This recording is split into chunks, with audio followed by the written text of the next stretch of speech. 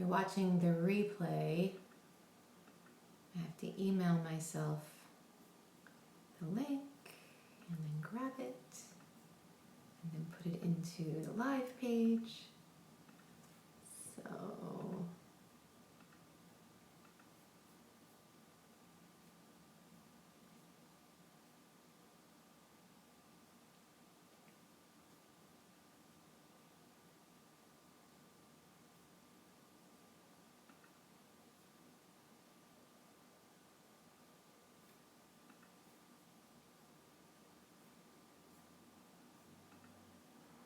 hello and welcome to today's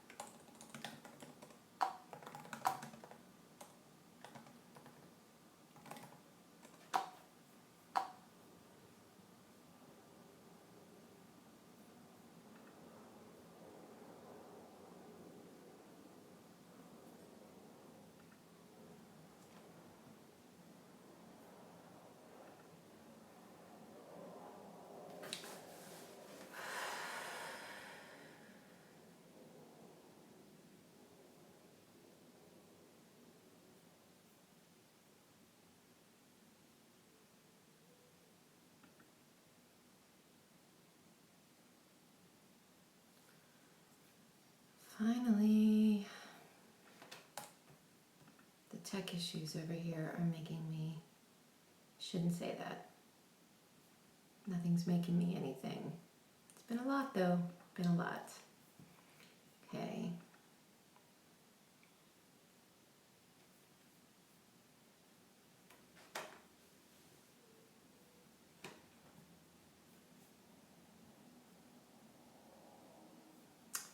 Hopefully I'm live.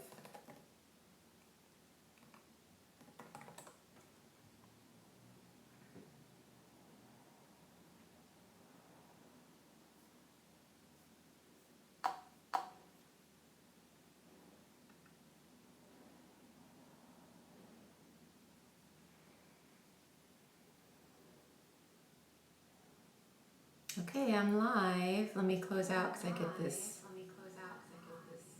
loop. Okay, so does anybody, how did you like the live? Does anybody have any questions about the live? I'm going to be here just for a second to answer questions. Well, a few minutes, not a second. And then I will answer. Last week there was a ton of questions. And oh, hello. I'm glad that you enjoyed the video. So I'm going to be jumping back on and answering. Hello. answering a few questions from last week's, what do you call it, for the questions I didn't get to at the end of the Q&A session last week. But does anybody have any questions about the training video from today? I filmed it this morning, and you know, I'm just trying to give you a few beginner tools before we jump into really raising our awareness around your thoughts and around the patterns in your life, which we're going to start doing on Wednesday. But the 60-second self-care tool and the appreciation tools that I shared today, I just want to give you, hello, hi Jen, some basic, really easy but really powerful tools. Hey everybody. Some powerful tools. We've got Stacy and Jen and Toya, ML, I'm not sure, Milady? Not sure what your name is. But I just want to give you guys some, hey Jean, I want to give you guys some beginning tools and some things that you can start using in your life today, because again, starting to consciously choose some thoughts in your life is a very big deal. And even though these things seem really small, oh, thank you so much. Thanks for saying that about my smile. It's funny because wow, we've got a Susan, a Susie, a Stacy. Funny, love it. But the quality of this new camera of mine is so strong.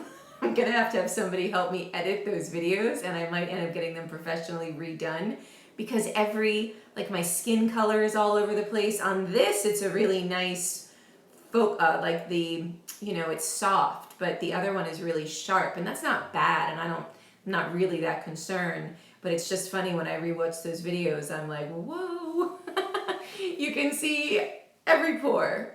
It's kind of funny, but thank you so much. But anyway, these beginner tools are tools that you will use a lifetime. And even though these things seem like really small things, like practicing what we think about when we first wake up in the morning, they're not. They're huge things, because most of us just habitually think these things all day long. Like we just wake up immediately. We think we have no control. We think that these thoughts just happen to us. And we don't consciously choose our thoughts, which means we don't consciously choose our life, which means that we are living very, very reactionary. So we're not creating, we're just reacting all the time, right? And we're just sort of allowing our minds, recently I read, if you don't run your day, the day will run you. And it's so true, but once we start consciously putting our attention on what we are actually choosing to think, and consciously start tuning into ourselves mentally, emotionally, and physically paying attention to what our bodies need, you start to feel a lot more in control of your life, and you start to feel a lot more empowered, because you can't control everything that happens. You can't control what people say. You can't control when your tech breaks. You can't control everything in your life. Oh good, I'm glad that you liked it. Awesome. Joni Bietta, I think that's how you say your beautiful name, coming from the world of plain Jane name over here. Heather Jones, there's only about a gazillion of me. I love all these names that are outside the box. I love that. But anyway, that's why I had to get a K, heatherkjones.com, because of course mine was taken. And the person who has my URL, funny enough, kind of looks like me, but she talks about dating and men in a way that I never would. Her site was down for a while. I don't know if it's still down, but I was dying when I first found the site, because somebody thought it was me, and they were like, doesn't feel like you. Anyway. So anyway, as I was saying, when you start to consciously choose your thoughts, and you start to be more conscious about what you are thinking, what you are feeling, how your body feels, you start to feel a lot more controlled and empowered in your life. Because I used to think that life just happened to me, and I had no control in my life. But I always have control in how I respond. And funny enough, the more you do this inside work, and the more you create a state of being that feels good for you, and the more you create actions from this relaxed, empowered place, the more you will find that the outside things in your, the other things going on outside of your control do start to shift as well, because your life just starts to shift, and things just start, everything starts to change. But just starting to consciously put your attention on some of these things and using these very, very simple but powerful tools to start your day off right, to slow down the momentum of fear, to be more aware. You can't change everything, like I said, overnight, but just starting to raise your awareness a bit. And I'll talk about this when I answer the Q&As today, because a lot of people are saying, I don't know, I'm doing 60-second self-care, doesn't feel right for me. Keep this in mind as you start to consciously choose thoughts. Just choosing thoughts that feel like they should be the right thing to say, like I'm a capable person and I could do whatever I want. Just saying thoughts that don't actually make you feel better or give you a sense of relief aren't going to do anything. This is about you starting to tune into, what can I think to myself that is going to make me feel just a little bit better, a little bit of relief from the stress I'm feeling right now, a little bit of relief from the overwhelm I'm feeling right now, a little bit of relief from the sadness I'm feeling right now. What is a way that I can, and we're going to talk about this a lot more. Module 1 is, we're going to do a lot of this, but I just want to start planting these ideas in your mind and giving you some tools so that you can start doing this right now. That appreciation thing in the morning literally was how I was able to start changing my life, because I was starting my day off on the absolute most horrible foot you can imagine, and then my day was unfolding exactly the same. And that small little thing changed so much for me. And the more you start doing these things and you sort of infuse them into your everyday life, and the more habitual they come, the more you start naturally reaching for these type of things and consciously choosing thoughts that support you. So the other day when all my tech broke down, and I was, all of last week when I was having tech after tech after tech after tech, just problem after problem after problem after problem. Oh, by the way, is my microphone working? I should have asked this earlier. I got my iPhone cleaned out. Apparently inside the microphone thing, there was dust or something. So let me know if you can't hear me. There's a picture of a bird on my screen. I'm guessing, Anonymous, that you guys need to refresh. After you're done watching the video, refresh the screen and you will see me. Because I just switched the URL, so instead of having the training up, now I have this URL. I should have said that. Oh, good. I'm glad the microphone's working. So refresh the screen and press the play button. I'm guessing that what you're getting is just a YouTube placeholder.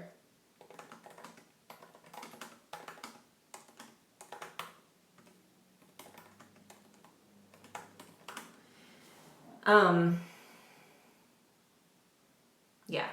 So I forget what I was saying. Something about appreciation. In any case, as you start to use these tools, how you will start to use them in your daily life. So last week when all my tech was going crazy and I was having a really hard week, I remember I was driving home from Best Buy and the nicest man helped me out there, and I started to naturally, I just said, okay, Heather, wait, think of all the good. Think of how awesome it is that you have a Best Buy 5 minutes from your house and that you could get up there, get someone to help you, get the camera that you need, and be back on your way home in just a matter of an hour and a half. Think about how awesome that is. And think about all the reasons you started this and how amazing it is that now you get to share this information and how much you enjoy doing this. And I just started to naturally shift my focus to what I could appreciate about the experience that I was going through, even though the experience was pretty, it was definitely not ideal. I wouldn't have wanted my phone, my camera, a big black screen in the middle of my computer. Like, I wouldn't want all of that to occur. It wasn't ideal, but how I handled the situation was the important thing. And after years and years and years of training myself to look for the good, then I naturally reach for that. Not right away. Sometimes I get caught in fear. I was practically crying in Best Buy before I figured out what which camera I should get, because I was feeling overwhelmed. So I had to process my emotions, have compassion for myself, and then things started to get better. And then on the way home, I was able to start looking at things from a different point of view. So Beata says, any suggestions in this scenario, other than the obvious of waking up even earlier? I love the idea of how you start your day is how you live your day. I wake up between 5:30 and 6 with the puppy barking and waking me up straight to getting one kid to school, and then the other, I'm done by 8, but I feel depleted. Yeah, you're gonna have to really play with that, Beata, until you find if that isn't making you feel calm and isn't making you feel good. I'm talking about an extra 2 or 3 minutes here, right? And even while you have a dog, that is barking at you and kids that are waking you up and so on and so forth, right. Admittedly, I resist waking up, right. So if you know that's not serving you, Jen and Beata as well, if you know that waiting for the kids to wake you up or waiting for the dog to wake you up is not serving you, then think about how you can set your alarm for 10 minutes ahead of time. So you have those 10 minutes to yourself. And if you do this inner work, maybe even remind yourself when the alarm goes off, take 2 minutes to think about things, because your kids won't know you're awake if you're lying in bed doing this inner work. Your dog won't start to bark at you if you're doing this work inside your head. And even when you do that, then dealing with the dog and dealing with the kids and dealing with everything the morning brings, it'll be much more flow, because you won't be resisting it and you won't be resenting it, right? I'm guessing right now you're waking up in a state of resentment because you've got all these different people pulling at you and wanting time from you. And with the cat and the dog, if you can put the dog outside the room, you can put the dog in a cage downstairs, you can, you have to just experiment with things until you find something that feels right for you, right? And if this means that the kids aren't allowed in the room until you come out, maybe you go and wake the kids up after you've had time for yourself. Maybe that's the new routine that you make, right? And just experimenting with it and seeing what feels good for you. Because obviously what you're doing now is not starting you off on a good foot. And your kids want you to be, excited. I'm sure they wake up excited for the day, right? And I'm sure your kids want you to be the same. And by spending a few minutes reframing your day and refocusing yourself, even if it means getting up 5 or 10 minutes before when you get up right now, it's worth it, because they'll feel the energetic shift in you and they'll respond to you in a different way. If you guys are closer to the same page as far as your feelings, you know what I mean? If your kids wake up all excited and you're way down here, you bang up against each other because they're annoying you and they don't understand why you're grumpy and all of that. But if you are able to, find a way to shift, and I want you to, as you post and as you do things, start to notice the things you say. I'm not a morning person. If you keep telling yourself you're not, and you have to wake up at that time because of the kids or whatever you have to do, you're kind of setting yourself up to have a bad time.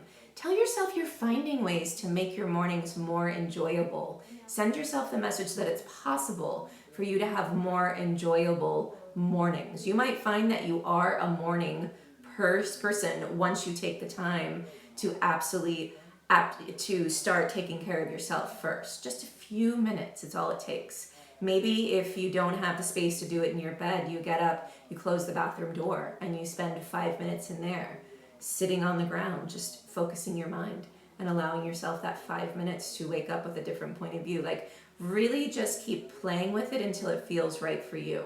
But if you tell yourself, morning isn't a good time for me, it's impossible, my kids are running around, I just can't ever get this, that's what's going to happen. But if you tell yourself, it's possible for me to enjoy my mornings more, and I'm just going to practice some things until I find very simple 2 to 3 minutes, 5 minutes if you can get it, very simple ways for me to wake up and feel more refreshed and feel more in my body and feel more in control of the kind of life I'm creating for myself. Because as you start to consciously choose your thoughts, you'll notice that the morning flows better. You'll notice that you and the kids get into a better routine. You'll notice that when things don't go great and you spill coffee or the kids spill milk or whatever, it rolls off you more because you're in a better place, right? So play with it, be gentle with it. It's just the practice of consciously choosing thoughts, right? We train ourselves to think that we have no control and life just happens to us and we're just steamrolled through the day, but it doesn't have to be that way. And these are, and throughout the morning as well, with whatever you're doing, catch yourself, see if you have started to spin out again, because all that frantic energy in the morning when you're running around crazy trying to get everything done, that doesn't serve you as well. You actually are much more clear and much more focused and able to create mornings that feel better and feel joyful, right? Not perfect, but joyful when you're in a calmer space. When you're in that anxious space, the mornings feel that way. Kathy, any tips for building patience? Your French example made me laugh because I tried to learn French and stopped because I didn't get it fast enough. It's a moment-to-moment thing, Kathy, for sure. A moment-to-moment thing. You build patience by noticing when you're being impatient with yourself and then choosing in the moment that you see that to say, oh, wait a minute, I can choose to be patient with myself. Expecting myself to learn French in 2 days is crazy. I can choose patience right now. I can choose to decide that right here and right now is the perfect place for me. I can choose how I'm going to respond. So it's a moment-to-moment thing. If you notice that you're being impatient with yourself, remind yourself, talk yourself. It's about literally learning how to talk to yourself in a way that makes you feel better. So if you have a hard time doing it for yourself because you're just not used to it, imagine what you would tell a best friend or a young girl, like young you even. Imagine if a young 9-year-old came to you and asked you how to build more patience into her life. What would you tell her? You'd probably be able to tell her easier than you'd be able to tell yourself. So, start thinking about how you can reframe this. If you can't do it for yourself, then reframe it using a best friend or someone that you care about and think about the advice you'd give them, right? It's a moment-to-moment thing, though, and starting to notice when you get trapped in that space of impatience, then you can choose again. And breathing always brings you back to the present. And it sounds so cliche, and I remember when I started down this path and everybody's like, take deep breaths. I was so turned off by that. I thought it was so whatever. And now, that's because I was very judgmental of it as well. Now I use my breath to get me back into my body, to get me back into the present, and to remind myself that patience is something I choose. Right? If I'm feeling impatient, I can choose again. I can talk myself into a better feeling place. I can choose to change the experience. And if you're feeling impatient, you can also, like I always talk about, if it's really strong and you need to process those emotions and just have compassion for yourself, be like, all right, I'm feeling impatient right now. I'm feeling anxious, impatient. This happens to me a lot. And that's okay. That's okay. Giving yourself that compassion will start to transmute the emotions, energy in motion. Simple, simple, simple. When we have compassion for ourselves and we stop the resistance, then you're able to get that energy to move, and then you're able to choose again. So that really helps too, I find. When you say compassion, is that more like not trying to fight it? Exactly. Because when you are resisting whatever is up for you, when you are making yourself wrong for being impatient, when you are being impatient with yourself for being impatient, it sticks around. It stays around and you're stuck in it. It doesn't move out of you because you are resisting the emotion and you are therefore making yourself wrong. As soon as you have compassion and as soon as you accept yourself and the emotional experience that you're having, then the energy is able to transmute. It's able to change. Energy changes all the time, right? And once you accept it and accept yourself and have compassion, shine compassion on the part of you that's sitting in the dark is what I always say, because when you're trapped in fear, whether it's impatience, anxiety, anger, whatever you want to call it, whatever's going on for you right now, what we tend to do is make ourselves wrong for it, right? We judge ourselves. But when you accept it and you're like, I'm feeling impatient right now, It's okay. No big deal. Happens. But I'm okay. It's okay. I'm a choice. I won't have to feel this way forever in the moment. Take a deep breath in the moment, right here, right now. I get to choose. I get to choose. Right? Not analyze to death exactly. When we are in fear, what we tend to do is think our way out of it. Right? We try and think our way out of it. We try and get our conditioned egoic mind to give us answers, and we just spin. We spin and we worry and we judge and we make ourselves wrong and we make ourselves crazy and we go round and round and round and we try and think our way out of it, and it never works. So if we can just accept where we are, and then it'll transmute, and then you'll start to be able to direct your thoughts. Then you'll be able, you play with this. This is going to be the process of noticing, oh, I feel a little bit better. And we're going to be doing this a lot over the next few weeks, so don't worry. I'm going to have exercises that'll help you practice choosing thoughts, but just starting to practice this. All right, let's see. Stephanie, I found a lot of help with 2 things, listening to Calm.com. I love Calm.com. Listening to Martina McBride's Blessed and Giving Thanks for All I Can Think Of. Love that. I'm actually going to talk about how we make playlists, because music is a really powerful tool. And putting on songs shifts your energy, shifts you out of fear.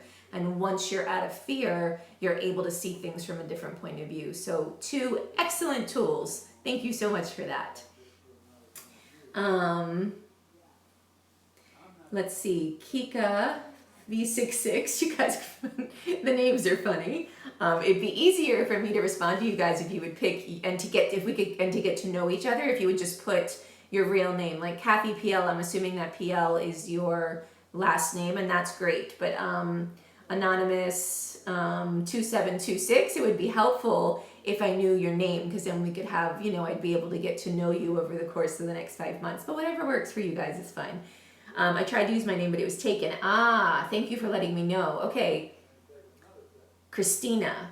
Could you do Christina V66 or Christina 424 or Christina like something like that? Does that make sense? So Christina, like your name, and then whatever combination of crazy no, it's fine right now. Don't worry about it right now. But just for everybody here, if you put your name and then whatever crazy Beata, see why it's good to have an original name. But putting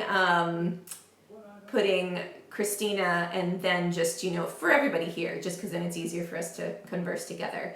And then, whatever you have to at the end. But let me go back and answer your question. And there's a bunch of other comments here I'll get to. I have the same issue, 2 6-year-old boys that quite frequently wake me up from a dead sleep. And that is the start of my day. I wonder if I could come back to a moment of focused gratitude later on. You could, of course, but when you first wake up, it is a really soft time. It's when your mind is rested. You don't have those patterns of overthinking and over worrying and over fearing going on. So I'm wondering if you could change the routine with your boys. Could you set an alarm before the boys come in, or could you tell the boys that you are going to wake them up instead? Could you play around with that so that instead of you being, if this isn't working for you, then find a way to make it work for you. Just try things out, test things out. I'm thinking it might be that you go and wake the 6-year-old boys up if this isn't feeling right to you. Would that work? Good. Hide in the bathroom. Not a bad idea. Sometimes it's the only place you can get a break if you have kids, right? And taking a moment to process your emotions, recenter yourself. But really finding a way to do it first thing helps a lot. Right, sometimes they will surprise you and that's fine, but if you can start to set up new routines for you and them and say, just sort of figure out ways to gently make it work for you. You absolutely can. And sometimes it's not going to work. Sometimes they're going to come into the room anyway. But if you start talking to them in a very gentle, open way and start setting up routines that feel better for you, they'll respect that, if it's coming from a place of love and not from a place of fear. You know what I mean? Like, kids respond well to love, and kids respond well to that kind of invitation to help you help yourself. They want you to feel refreshed. They want you to be at your best. they love you, you know, and they want you to be there to play with them. And to their kids are naturally, by the way, your kids are amazing teachers in your life. We always think that the kids, we're here to teach them. No, kids are so much more aligned with their higher self and with natural flow of life and energy. Watch them. Things roll off of them. They are naturally in these higher places. They are not bogged down with the worries and the concerns and the fears that we are. And your kids want nothing more than for you to get into that place where you can play and have fun with them, right? They love that. They love that. So all of this inner work helps you to get more in sync with them, because I know kids can be a lot, because they are, when you're in that place of joy and playfulness, it's like constant, right? But the more you do this work, the more you'll find that you're in that space with them, because you'll be excited about life. You'll be excited about getting up and doing stuff, and you'll be in a place of alignment, which means you are not keeping yourself stuck. It's really natural to feel good. We think it's really natural to feel bad because we've trained ourselves to feel bad. And we've been doing it for so long that it's like a natural thing for us, but it's exhausting.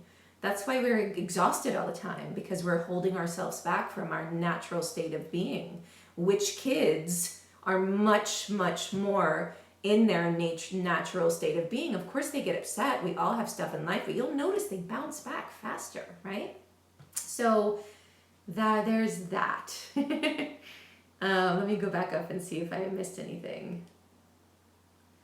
Hortensia said, I've decided to shift my sleep schedule so I have alone time. In the morning, I go to sleep at the time my son does not, and wake up quiet till mornings with myself. I am now working on making the best use of that. Awesome. That's awesome. I love that. Love that. Let's see. Okay, I think that's it. And again, of course, everybody's going to have their own challenges in their life, right? But again, if you start thinking of these challenges as life being for you, these kids in your life, they're for you. These are creations in your life. They're there for you. They are there to help you and guide you. As you start to see that this is life offering you opportunities, these kids waking you up is an opportunity for you to start shifting the way that you live. Let's see, Anonymous 9694 says, I'm having a problem with check-ins because especially spending the weekend with my family, I found myself feeling things that I judged to be wrong. For instance, my son-in-law has 2 children that are not particularly well behaved. When they visit, I'm sadly not always to see them because they spend the visit destroying our house. I feel terrible for feeling that way and wind up beating myself up for being so selfish. Anonymous 9694, what's your name? Can you type your name for me? Just because it'd be easier for me to talk to you with the name. Lisa, awesome. So Lisa, first off, you're shaming yourself for all these feelings and all of these things that are coming up for you. It's okay for you not to prefer to have your house destroyed while the kids are there. And it's okay for you, from a place of compassion, to tell people that and to set boundaries for yourself about what's allowed in your house, not from like this very strict you're wrong, I'm right point of view, but just from this is what I prefer kind of point of view. And that will help you sort of set these boundaries in your life, allowing yourself to be walked all over and not speaking your truth and not telling people what's acceptable for you in your own house. You'll start to feel resentful towards them, right? So I think this is, and don't feel terrible for feeling that way. You have a right to say this is what is acceptable in my house. And of course, having your things destroyed or having the kids run around is not, that's part of the problem. I've not been able to tell them because I don't want to hurt their feelings, right? So what you're doing, and this is, no worries about the name, this is people pleaser 101. Me too. I'm a people pleaser. I get it. What you're doing is you're sacrificing your own feelings. You're sacrificing yourself and your own feelings and desires for somebody else's, right? You're making them more important than yourself. And that's not taking care of yourself. That's putting their needs in front of your own and making it seem like hurting. you are not going to hurt their feelings, but you're hurting your own. And then you're going to resent them. And then you're going to have this weird feeling going on in the relationship anyway. If you instead manage your own emotions and they'll feel the energetic difference in how you talk to them. If you take a few minutes to process your emotions, get into a place of compassion, and ask them from a place of compassion, they'll feel it. If you're asking from a place of, I think you don't raise your kids right and I'm telling you what I think is right, they'll feel that. They'll get defensive. It won't go well.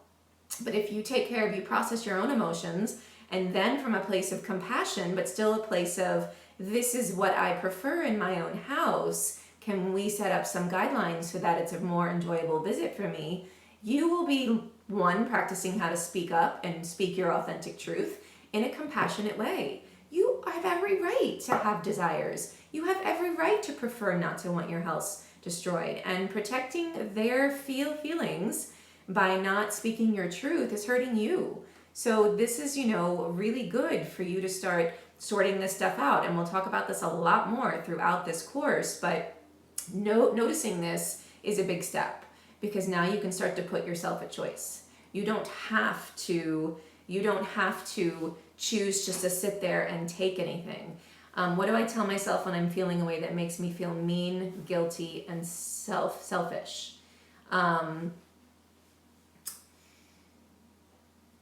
You're making yourself wrong, and anytime you make yourself wrong and anytime you judge yourself, you feel bad, right? And when you tell yourself that you're mean, you're guilty, you're selfish, something is wrong with you, it feels bad. And the reason it feels bad is because your higher self, your inner being, whatever you want to call it, the part of you that isn't conditioned and fearful, it's the part of you that knows she's good enough, right? She doesn't agree with that part of you, doesn't agree with this part of you that's telling yourself you're guilty and you're wrong. And so it doesn't feel good because it's out of alignment with your truth. So when you notice that you're starting to feel a way that's making you feel mean and guilty and awful, and you start to feel bad, that's your indication that you're out of alignment with your truth, that it's not true, that this is such a judgment you have on yourself, and that it's okay that if you're feeling upset, it's okay if you don't like the behaviors that you see around you, that's nothing wrong with you, that's just what you prefer. So just practice saying whatever makes you feel better. I'm not a mean person. I'm not a selfish person. It's okay that I prefer certain things. It's okay that I don't want my house destroyed. And when you don't judge yourself, you'll find that you don't judge the people around you as well. Right now, you might be quicker to judge them because you're quicker to judge yourself. And so you want to make them wrong. Oh, they should behave, they should train, they should teach their kids better. They're doing it wrong, right? No, that's just their preferable way. That's okay. It's not yours, but you have a right to ask for what you prefer when they're in your house, right? So it's sorting that out and not making you wrong for what you feel and what you want, and not making them wrong, even if what they do is not what you prefer, right? People have different ways of doing things. And when you judge anybody else for their preferred way, it makes you feel bad, makes them feel bad, everybody feels judged. This is such a good opportunity for you to start practicing being okay with what you prefer, which is not having your house destroyed, and being okay with they've decided to raise their kids in a different way than you would do, and still finding a way to set up, to talk to them about what you prefer when they're in your house. That way you're speaking up for yourself. And you don't know how it's going to unfold. You may have to have this conversation a few times. You might find that the relationship starts to shift a little bit. You might find that, you just don't know how it's going to go. But making yourself wrong for the way that you prefer, for the things that you prefer, and then judging them for the way that they're raising their kids, it's not making you feel good. So you can just start to talk yourself out of those spaces and start to see this as opportunities to start shifting how you show up, to start shifting how you handle situations like this, and to stop blaming yourself and being down on yourself, because none of that works. Have compassion for yourself. Have compassion for them. Allow yourself to prefer certain things. Does that make sense? Does that help? We'll talk about this a lot over the course of Smaller Size, Bigger Life. So keep in mind, you're just starting. And it is scary at first. It is scary because you're used to hiding. You're used to sort of not speaking your truth in order to not cause hurt for them or in order to keep the peace. And that's a lot of what the people in this group will do. We're peacekeepers. We don't want to rock the boat. We'd rather hurt ourselves than hurt the people around us or make someone else feel bad.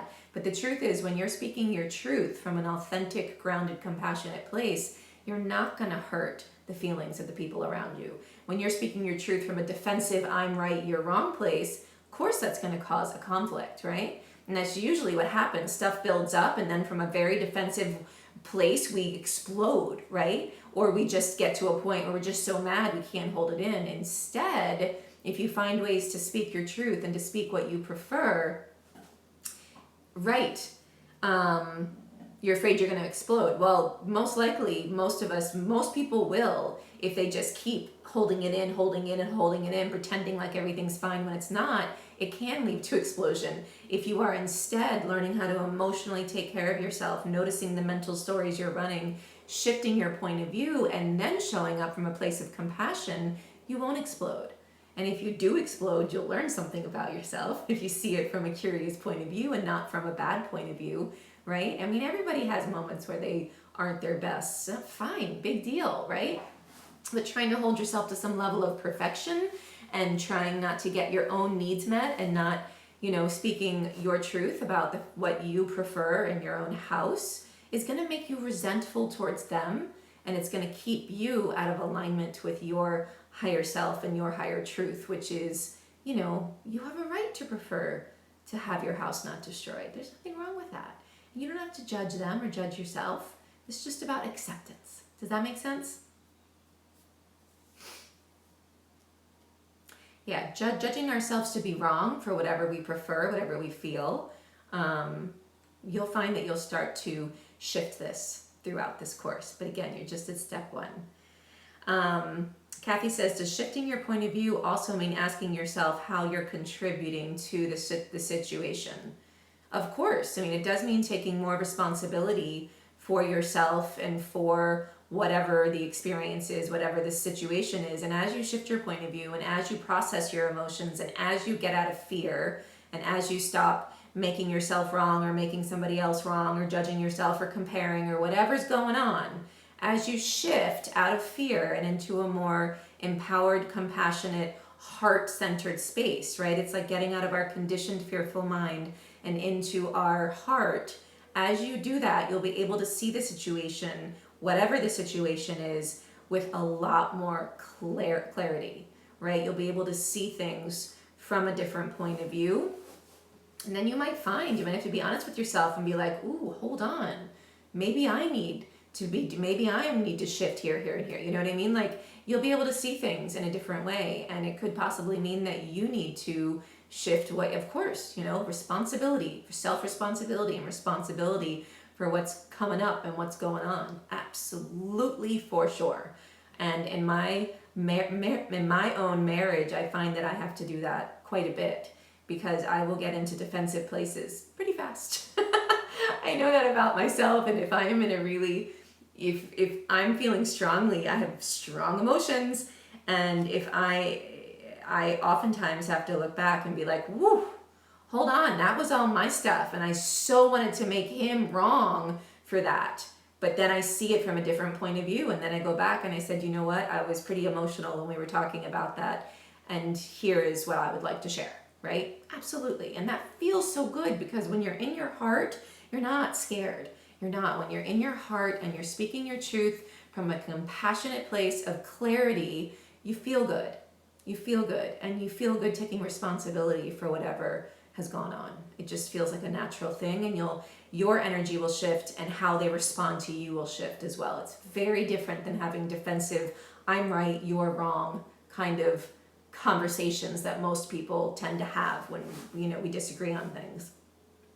right? It's okay if people don't always agree, but it's just important to allow yourself to see things from a different point of view. And all of this, slowing down the momentum of fear and shifting your point of view, will help you do that. Does that make sense? Okay, I'm pulling up. Good. Excellent. I am going to pull up the questions that I didn't get to last Friday. In the beginning, there's always a lot of questions, so it takes me a little bit of time to catch up. Does anybody else have anything else before I jump into the other questions? And I'm going to quickly get some more water because I'm dying of thirst over here, so hold on. And if anybody has anything else, I'll catch them. One second.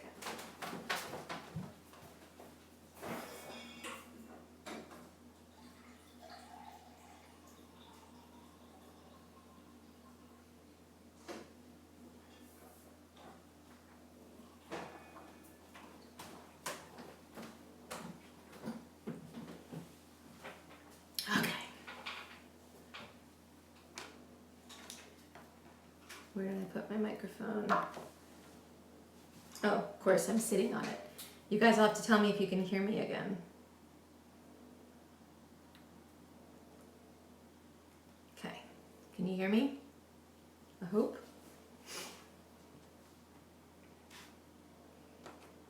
Can you guys hear me? I don't see any chats. Excellent. Okay, so let me jump into the questions left over from last week. Machi says, it's very difficult for me to handle new things. I freak out, I get stressed, I start panicking, and I get scared. There are suddenly so many new people in SSBL. I need to get used to the new live course. I have to figure out how the new site works. I feel really overwhelmed the last few weeks by all the new members and by the big amount of messages from all the new and the old. It's too exhausting and too emotional for me to read each post. Although I'd love to welcome and answer and react to all of you. So even if I didn't react to your post, I'm with you all and I love every member of this group. Machi, love you. It's just a bit too much for me. SSBL question. Oh, great. I'm going to answer your question next. Carla, right?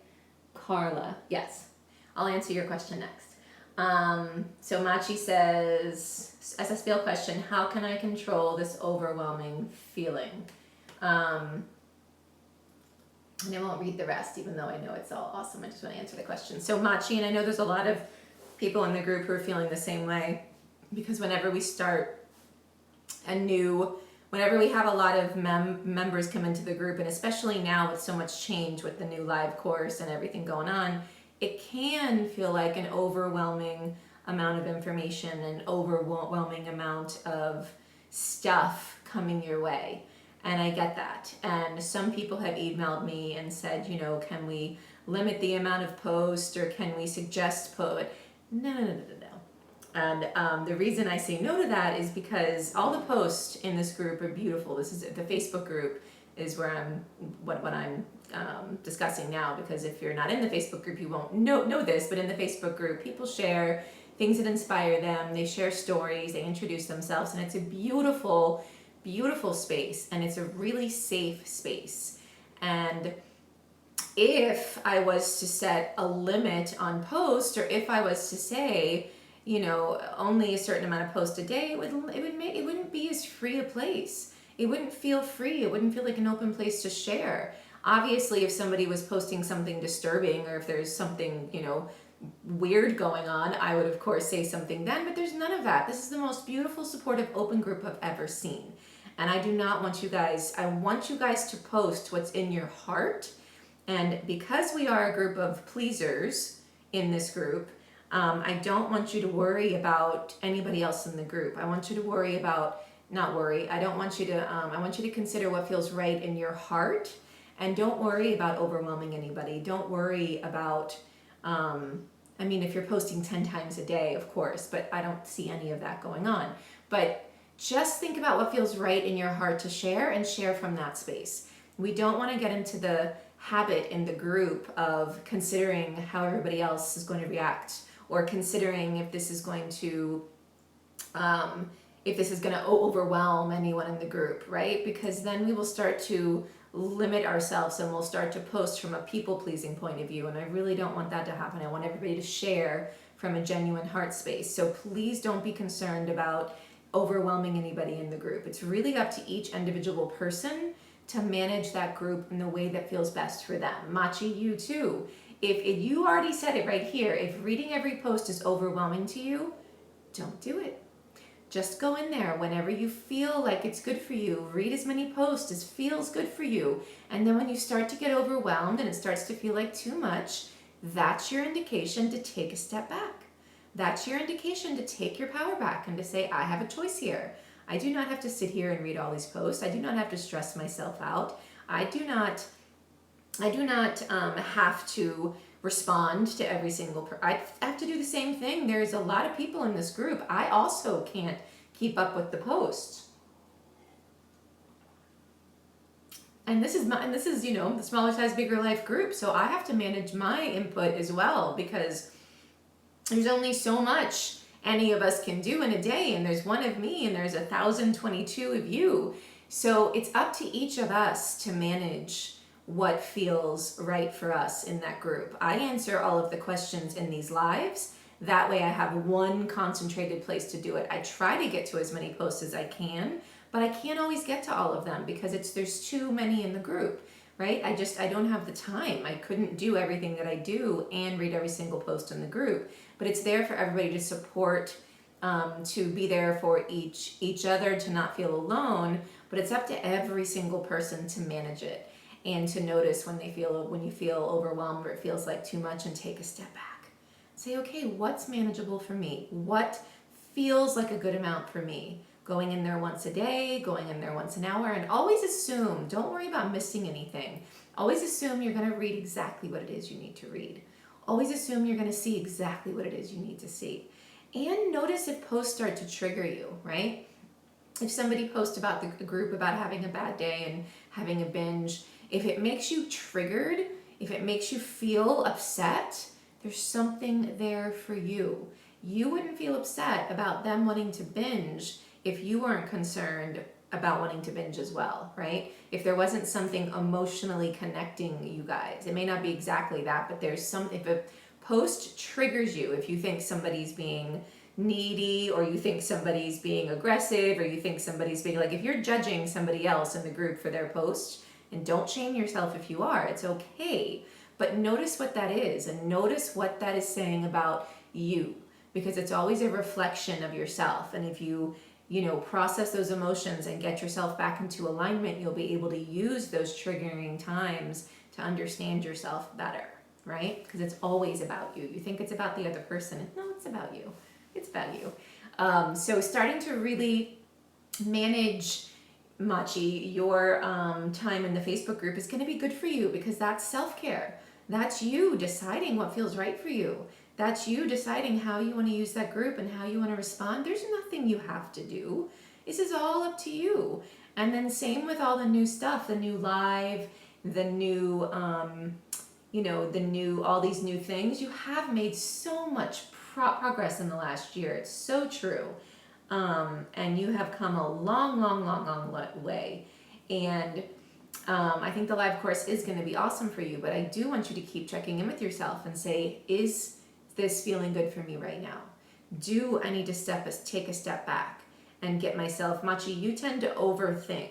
You tend to get into fear, and then you spin and you spin and you spin, and you just sort of let yourself spin out for sometimes days and weeks at a time before you rein yourself back in. And this is an opportunity. This overwhelming feeling and all of this new stuff is an opportunity for you, because it's an opportunity for you to choose to be gentle with yourself, and to choose, when you find yourself spinning, to take a break and to get yourself back into a better feel-good aligning place with all the tools that you already have. How you deal with overwhelmment is the same way you deal with everything, a moment at a time. And when you start to see this creeping up, if you take care of it, that moment, it won't spiral out of control until you feel completely just overwhelmed by the overwhelmment. Do you know what I mean? Does that make sense to everybody here? Machi, I don't think you're here. So, you know, whew, let me go back and see if I missed anything.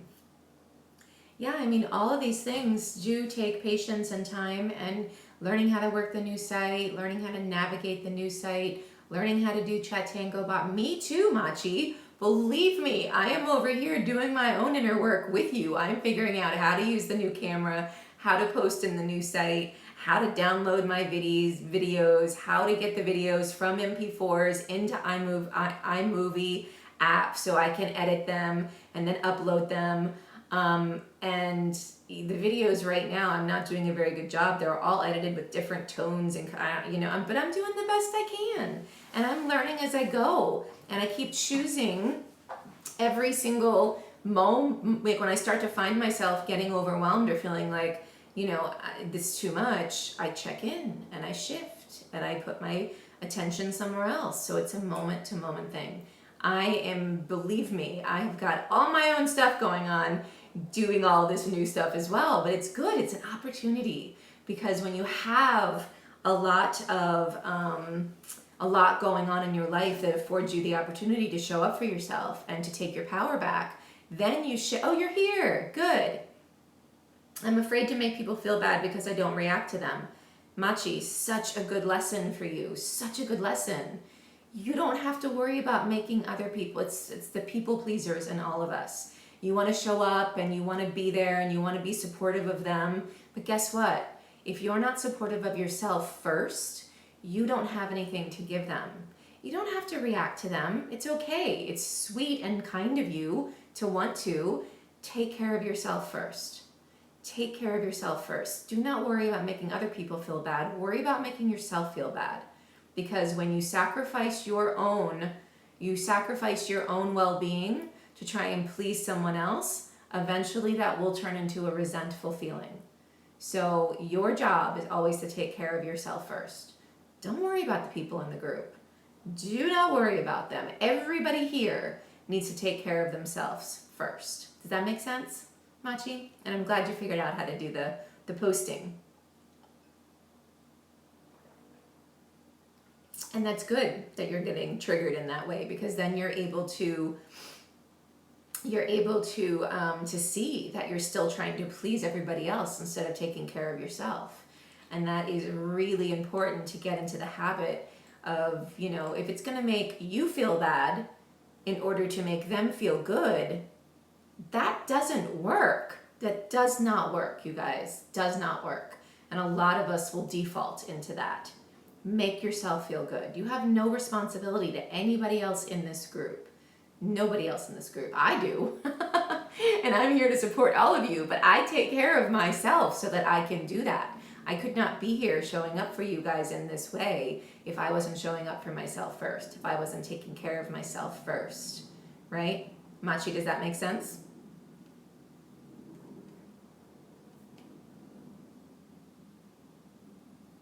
And Machi, I love what you say here about instead of trying to take, I know last year you were taking notes and you were trying to get everything down.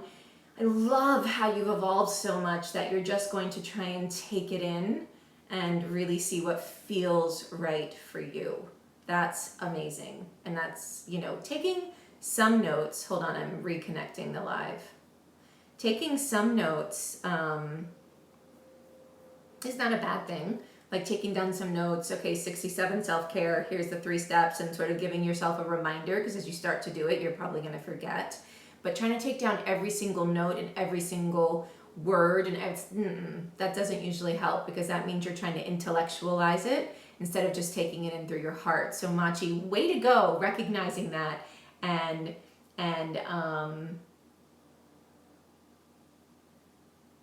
really starting to just take in what I say. Yes, it makes sense. I feel myself rejected so easy. Well, you reject yourself. Machi is what you do. You reject yourself and you make yourself wrong.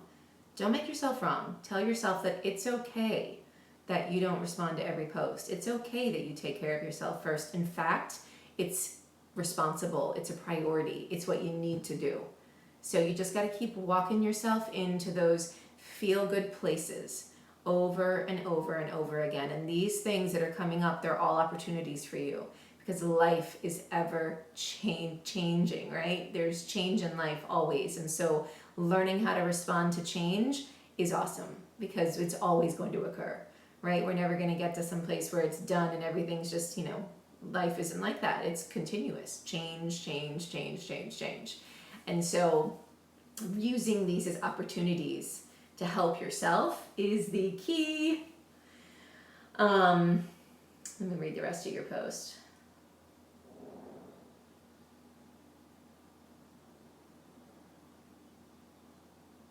I have faith that I will pick up the right things. Awesome. Awesome. Nice, Machi. You're doing amazing.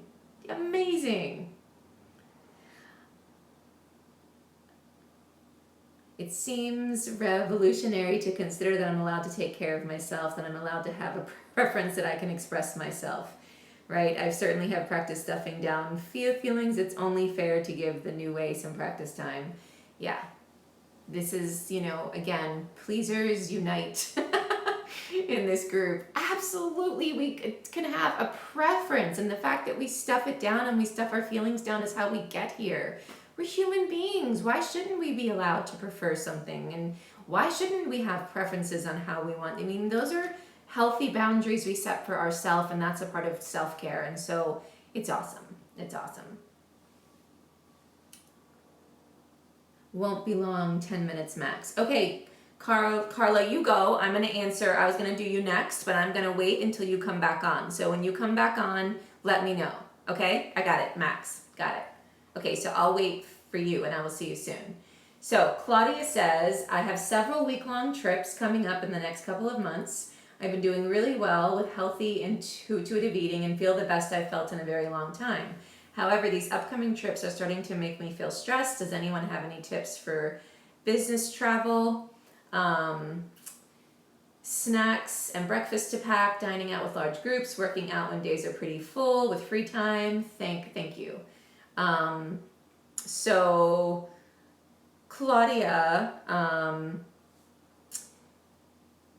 I just want to, real quick, I want to address this because this is what a lot of us do. We start to feel anxious about whatever's going to happen in our life. Like you're feeling anxious about the fact that you have some business trips coming up, and nothing wrong with posting and getting suggestions and things to do. But I just want to remind everybody that if you take some time to do some inner work and you take some time to deal with the anxiety, then the answers and the ideas will flow to you. Then you will no longer be worried. You'll be confident that you can handle whatever is going to come your way. Trying to handle a situation from a place of fear and a place of stress is just that. You create actions that are controlling, right? But if you do the inner work and you deal with the anxiety and you get yourself into a space where you feel that you have the power and you're capable to handle whatever comes your way, and Claudia, you do, then that is what will happen during the trip, right? But if you tell yourself that this is going to go poorly and I have to control myself and I have to then that's how it will go. So just always take some time to do the inner work first and then reach for the action once you've done the inner work first, right? Get yourself, balance the state of being, which is inner work, with the state of action. Doing the being part first, the action part next. We tend to do action first and skip the being thing altogether. But I really want you to start thinking about, okay, I'm feeling anxious about this trip. What can I do to help me deal with the anxiety? Can I process these emotions? Can I write a little script for myself about how I'm capable and I can handle things and really review all the awesome things I've been doing in my life?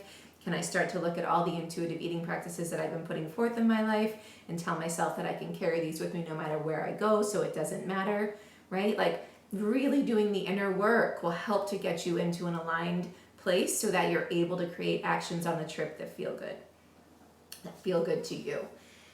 Machi says, I have to work on accepting myself and don't feel like people don't find me enough or interesting. Machi, you're perfect exactly the way that you are. And yeah, you just have to keep telling yourself that. You don't need to prove yourself to anybody. You don't have to be interesting. Make yourself interesting. You, Machi, exactly the way you are, is interesting and awesome and amazing. But when you are drowning in fear and you're trying to become something you're not, then the real you doesn't have a chance to shine through. right? So you're amazing exactly the way you are. Machi says, I keep working on mental blocks step by step. I trust myself in life. Everything is always working out for me. I really believe this. I believe this too. You're doing amazing. And remember, getting caught in fear along the way is a part of the process too. So when you find yourself, Machi, back in these places, remind yourself, oh wait, this is part of the process. It's okay. It's okay to feel fear. It's okay. It's all right. Carla says, thank you, Heather. More than anything, you've taught me to address underlying anxiety that fuels so many things. You're welcome. It's so important. Usually we try and correct the anxiety in our life through action, right? We try and correct it with action. But when we deal with the anxiety first, then everything starts to become easier. But we forget, so we have to train ourselves. And I'm here to remind you guys over and over and over again, because we forget. When we are in fear and we're feeling anxious, we just immediately go to the action because that's what we're used to. Just take a few minutes to process. Take care of yourself. Okay. Carla, Carla, that's a different Carla than the Carla I was going to answer the question. So I'm going to skip that question and go to I think it's DeRosa. I hope I'm saying your name right. She says, I'm wondering how diets for food sensitivities work in smaller size, bigger life. I have a lot of digestive issues. I'm supposed to do an elimination diet to try and see what is problematic and what is not. I can't seem to successfully complete this. I know it's for my own good. I have stomach aches all the time. I just can't seem to stick with the diets.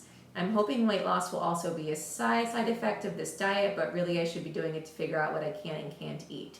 It's the FODMAP, I always say that wrong, diet, in case anyone's familiar with it. Can I do this while I do the SSBL work? I stumbled all over that. I hope I'm saying your name right. I think we've talked about this before, but I'm just going to remind you of this. I really think it would serve you very much to hold off on doing these food sensitivity diet programs until you have some more inner work behind you. Because right now you have a lot of fear, and that's why you can't stick to it, because you get overwhelmed and you're not able to tune into what your body actually feels, and it gets confusing and it's not having a positive effect in your life. Down the road, once you've done more inner work and once you've consistently done some inner work and you've consistently started to send yourself new messages, once you've gotten through module 1 and module 2 at least, then I would consider thinking about doing this. I would actually consider Danielle Omar, who is a good friend of mine, and she is an RD as well. She has a wonderful program called Nourish. And Nourish is a 21-day course that helps you do exactly this. It helps you start to understand what foods feel best for your body and which do not. What foods to cut out, which foods to put in. But doing a kind of restrictive diet like that, only for the sake of getting curious about what feels best for your body, is a tricky thing to do when you're running all of these beliefs and these programs about diets and weight loss. You'll get triggered like crazy, and you really won't be able to figure out what's best for your body while all those programs are running amok and while you're in this place of deep fear. So I always suggest that people get some inner work behind them before they do that kind of thing, because honestly, you could do it now, but it probably won't do any good, because you'll be confused, you'll be overwhelmed, you probably won't stick to it again, you won't understand what's wrong, and honestly, you'll be in a much different place mentally, emotionally, and physically if you get through modules 1 and 2 and even 3 before you start these sort of restrictive diets with yourself. And you might find that your body starts reacting to food in a very different way, because this mind-body connection is huge. You might find some of the sensitivities that you've been having start to diminish as you start to find peace within yourself. And then the kind of foods that you'll decide are best for you down the road might change a lot. Because right now you're in a place of fear and a place of anxiety, and you have fears about food. And so doing that kind of elimination diet now probably wouldn't do a lot of good. In fact, it'll probably spin you out even more. So for now, I would hold off and really concentrate on the inner work and really, I'm guessing you already have some idea on the foods that bother you now because it's an obvious thing, right? So stay away from those foods that you already know about, and just start concentrating on the inner work and start concentrating on the messages you're sending yourself, and just stick with, we're on video 3, so we've got a ways to go here, but this kind of inner work will change how your body starts reacting with food, and you'll start to be able to do that program from a clearer place. But I would do Nourish with Danielle. I usually offer Nourish as a free bonus with the full course, but with the live I did not. But Danielle will be offering, I think, half price for anybody who wants to take Nourish once they've completed modules 1, 2, and 3 in Smaller Size, Bigger Life. So I would try Nourish first, because you'll have the guidance of an RD that understands inner work. And her and I are very close. We support each other, and we both do inner work ourselves. And so you'll have the support of somebody who understands the point of view you're coming from now. She'll understand when it's a trigger for yourself internally, and she'll understand when it's actually something you need to eliminate from your diet and when it's not, and all this kind of stuff. So you'll have her support, you'll have a group of people to work through this with. So my advice is to hold off. Hi Heather, Carla, from your previous SSBL session, I finally logged into your new site for the first time. Not sure how it'll work, but I've missed the training sessions and the live and stumbled in at the Q&A part. Sorry for the inconvenience. No worries, this is what it's for. This is the same, the way we used to do live. The training session you can find in the training tab, so that is available for you right now. And then I'm doing Q&A now because last week the Q&A from last Friday ran too long, and so I'm just finishing up the Q&As now. So this is not a normal week. We normally have the trainings and then a quick Q&A about the trainings right after them on Monday and Wednesday, and then on Fridays I do a longer Q&A. But because it's week 1 and there were so many questions that came in, I couldn't get to them all. So I'm doing sort of the end of last week's Q&A today. So not an inconvenience, it's actually kind of a weird week. Last week was crazy because of all the tech issues.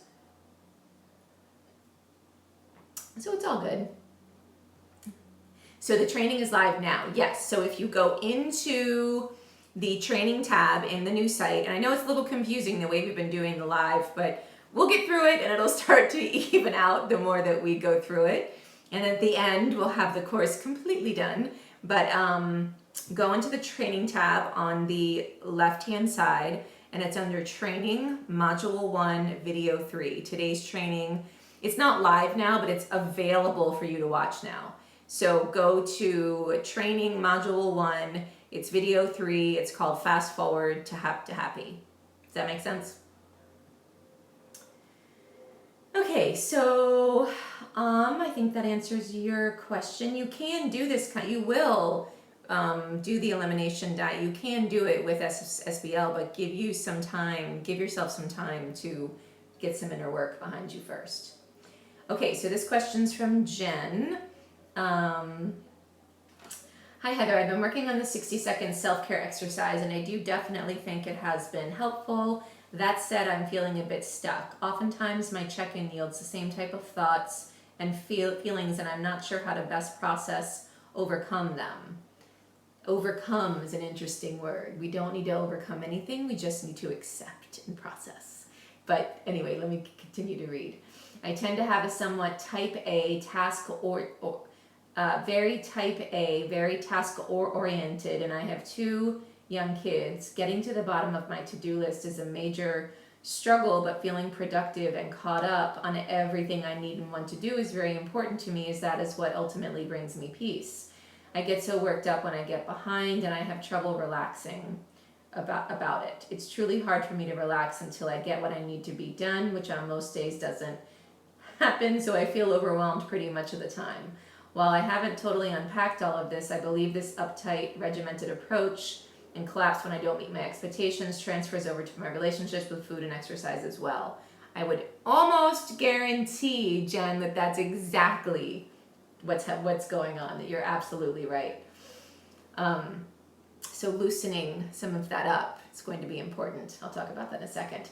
All that said, the mental chatter emotions about feeling overwhelmed by all that I need to do, how I'll ever get caught up, how fixating on tasks takes me from being present and enjoying my life, and how I wish I could be more productive or less concerned with being productive is a constant theme in my check-ins. What I'm struggling with is how best to use the check-ins when the same thoughts, emotions keep popping up.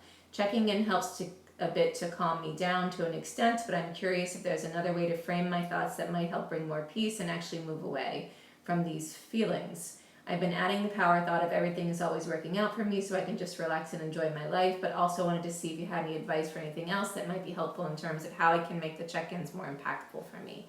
Thank you. Anon, oh, that's you. Anon8847, that's you, Jen? Is that right? I think it is. I'm just going to assume it is. Okay, so here, let's see, there's a lot here. Let me think of the best way to approach this.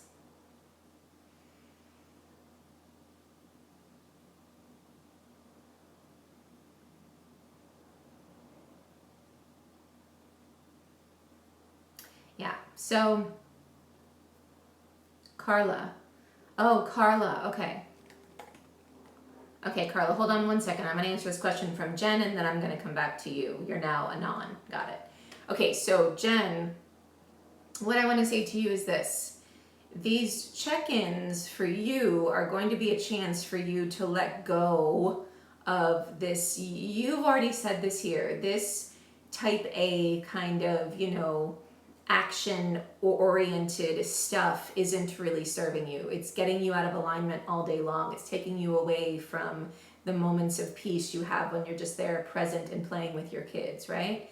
It's not working for you. And so hopefully by doing these check-ins, you're starting to get really clear on the fact that it's not working you and it's not serving it's not serving you, it's not making you feel good, because you are going to have to make the choice that trying to get caught up until you feel good isn't working, right? Like you have convinced yourself that the only way you can have peace is if you are caught up on all of the things you need to do.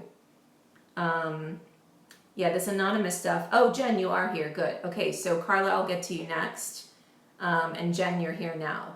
Yeah, guys, if you could definitely put names in instead of anonymous. I've got like all these different numbers here. But anyway, Jen, good, you're here. So you have convinced yourself that you can't feel peace until you get everything done on your list, but then you never get everything done on your list, or most days you do not, and so you never get to feel peace. So you're keeping yourself stuck in this loop of not allowing yourself to feel peace, telling yourself that you only feel peace if you get these actions done, so you try and push yourself to do these things on your list so you can feel peace. All the while, peace is there for you. I don't know if you watched the video today, but I talked about some of this. I talked about how you can feel good in the moment here and now.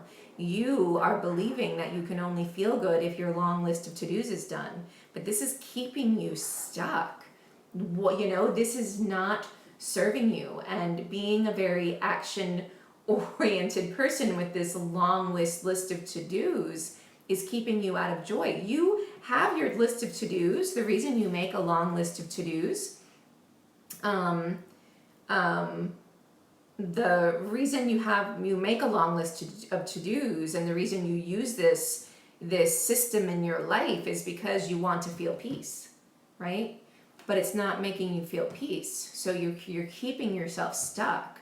So you have to choose to feel peace, regardless of whether that to-do list is done or not. And probably just disregard the to-do list, because if it's keeping you from peace, who cares? Or find a different way to have a to-do list that's much more go with the flow, so that you're able to be present with your kids and you're able to let all that stuff go. That's all that, I don't know what's on your to-do list, but I'm guessing it's nothing that is so earth pressing or so pressing that it is worth you not having joy with your kids, right? And this is sort of a trap that we all get into because we never get caught up. I mean, if I was to just always try and focus on my list of to-dos, and believe me, with 1,000 people in this course and a lot of things I have going on right now, I would never find time to feel good because my list of to-dos is pretty much a never-ending list. And that's okay. I've accepted that, and I've accepted that I can't always get it done, that I never get it done. And I specifically focus on feeling good in the moment regardless. I do not wait for my list of to-dos to get done until I feel good. And I suggest the very same thing for you. So when you check in with yourself and the 60-second self-care exercise, and by the way, this is step 1. We're going to talk a lot about how to unwind these mental processes and these beliefs over the course of the next few months, right? Like you can't do it all at one time. So over the next 2 or 3 or 5 months, you're going to be unwinding this. So you can't do it all at one time. So I have a lot of other processes and tools and exercises that you're going to be putting into place in your life over the next few months. So this is just, again, step 1, raising your awareness and starting to notice how this to-do list is keeping you trapped. I think this is you, 8563 Jen. Yes, absolutely. Just the usual life, house management type stuff. Yeah. So when you check in with yourself, it's going to be about noticing, hold on, am I keeping myself from a joyful, peaceful place because I'm trying to get my to-do list done? And if I am, what can I do to choose joy now? What can I do to let that feeling go? How can I reframe this and reset myself so I'm back in my heart, right? It's just going to be about in the moment, here and now, choosing that you don't want to get lost. And again, you're going to have to make the choice. Right now, I feel that you're still holding on to that to-do list. Do you know what I mean? You're going to have to, Carla, great, I'll get to you next. Jen, you're going to have to first make the choice of making feeling good more important than getting the list done, right? I can't help you with that. That's going to be a choice that you're going to have to make, and keep doing the 60-second self-care long enough, and eventually you'll make that choice. But first, you have to decide that feeling good is more important than getting your to-do list done. Then, when you check in with yourself, you're just going to have to check and see if you're actually doing that, right? And checking to see how you're keeping yourself stuck. You could really play with this and just sort of let the to-do list go for a couple of days completely, right? Like just sort of be a rep, just totally let it go to see how that feels. Like really just make being joyful the number one thing and see how that goes. What you'll find is as you start to let these habits go because you see they're not serving you, in order to change a pattern in your life, you have to first really be aware of it and really see that it's not serving you, that it doesn't make logical sense to keep it, right? And so finding a way thanks, I totally get what you're saying. I really do need to retrain my mind. It's so ingrained since childhood. Most of these things are things that we've taken on over a lifetime, and so being gentle with ourselves. And if someone taught you that you shouldn't relax until you get your to-do list done, then of course that program is going to be running all the time. But that's okay. That's what 60-second self-care is all about. Check in with yourself. Is that what I'm choosing right now? And I don't have to choose that, so let me choose this instead. Ooh, is that what I'm choosing right now? Oh, I don't have to choose that. Let me choose this instead. And being gentle with yourself when you find yourself getting into that uptight, regimented approach that and you're circling because you're setting up yourself this impossible list of things to do. You're not doing, you can't reach them because it's impossible and because you have 2 young kids. And then you're taking yourself on an emotional journey you don't have to be on, right? You can choose to make a different choice. You can choose not to go on that emotional journey anymore that doesn't make you feel good. You can choose not to be disappointed with yourself when you don't do the things on the list. You can choose. Yeah, you are making a choice right now you're torturing yourself right now with this list. And then you're letting yourself, it's amazing because we often don't understand why we get caught up like this, and yet we're doing it to ourselves. And once you really see that and you really see that you're at choice, then you start to shift things. But gentleness is important, compassion is important. It's going to take you a little bit of time to shift this and to realize you have a new choice. And this is awesome. You're exactly where you need to be with this, and you will start to unwind this more and more and more as we go throughout the course, because I'm going to give you lots more tools and lots more ways to clue into all of this stuff. But it's awesome that you're starting to notice this pattern in your life, because that's what you need to do in order to change it. If you don't see it and you're not aware of it and you don't think you have any choice in the matter, and oftentimes these patterns are so ingrained that we don't think we have a choice, we just think this is the way it is. I make a list, I don't do the things on my list, I feel bad about myself, I start again. We just assume that we have to continue down that same path, but we don't. We can choose. How would you want your days to go instead? If you, creator of your life, Jen, if you could magically create it to be any way that you wanted it to be, and you can, then think about what that would look like instead, right? And start practicing that idea in your life. Does that make sense? So really, the check-in is not about just telling yourself things that you think you need to hear. It's about really seeing where you are in your life, what you're doing, what you're creating, what pattern you're in, and then choosing a new one, right? I'm trying to find that affirmation. But this idea that you can't be at peace until you get your to-do list done, it's just a story you're telling yourself. It's not true. You can choose to be at peace regardless of what's on that list. Regardless. Absolutely 100%. And getting worked up and getting behind and having trouble relaxing, also a choice, also a choice, also a choice. There's no behind. There's just what you choose, right? Don't even make it a to-do list. Make it a, we'll see if I get to any of this in the next week list. No big whoop-de-doo-da, right? Like, be really loose about it and see how that feels. It's really going to be about you experimenting and feeling productive. All right, this is something else. You equate rightness, or you equate that you're being good in life with being productive and being caught up. For some reason, somebody, guessing your mother or your father, sort of raised you to think that if you're being productive and you're getting stuff done, then you are an acceptable person, and then everything is fine. But you're acceptable exactly the way you are, regardless of what gets done or what doesn't get done. And your kids would love nothing more than for you to be present with them. They don't give a hoot about to-do lists. You know why? Because they're much more in tune with the natural process of life, right? And you'll find that as you get more in the flow of life, that to-do list, just things start to naturally get done. And you'll start to find a lot more flow in your life if you just start following. Here's another idea. Instead of doing a to-do list, just start doing what feels most exciting to you in the moment here and now.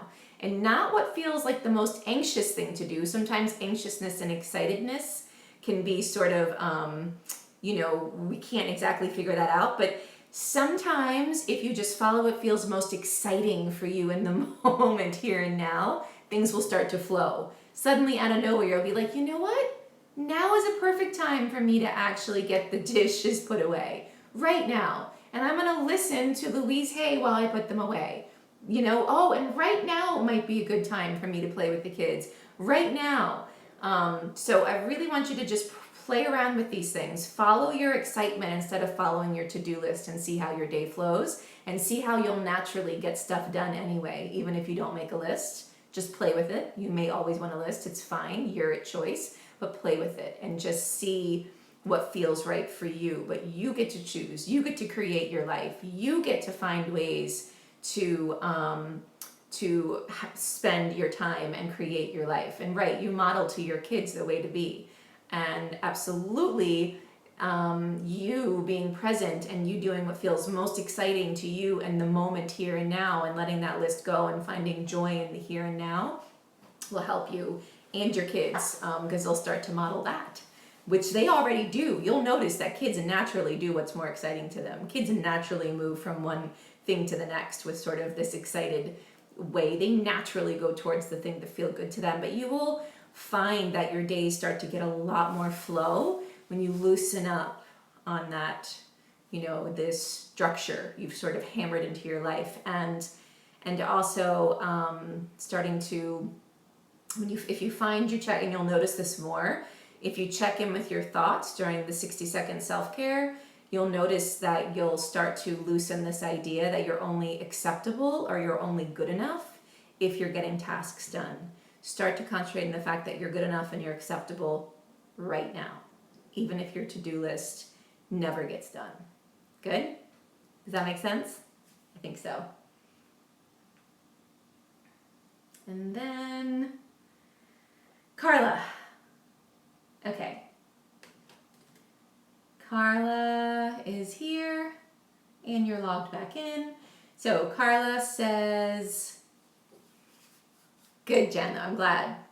Willing to change. That's all. Just willing is enough. Just being willing is enough. Playing with it, being gentle, experimenting, seeing what feels good. Make your goal feeling good. Okay. Carla says, hello, I just watched the Eating Clarity video and I loved it. That's awesome. Thank you. A lot of what Heather said made sense for me. I've identified some things in my relationship with food. I was able to connect the dots. It was amazing. I do have a question though regarding my kids. As I've mentioned in my introduction post, my decision to walk this path was because of my children and their health. Don't get me wrong. I know I have to take care of me so I can take care of others, but if it weren't for them, I don't think I would have the stamina for this. My question is about restrictive food policy at home.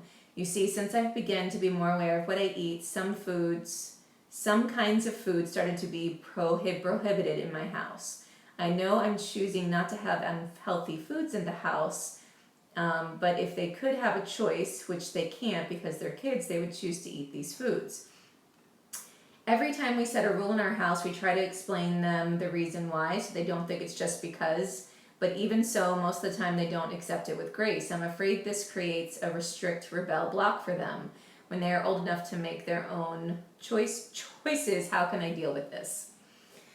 Okay, really good question, Carla. And as you unwind this for yourself, it'll naturally start to unwind itself with the kids as well. But let me answer it this way for you, because when you start introducing things and the words you use here are rules, things that are prohibited in the house and rules of things we're not allowed into the house, it creates a sort of energy around these foods, right? Like it's okay to choose to have healthy foods in the house, right?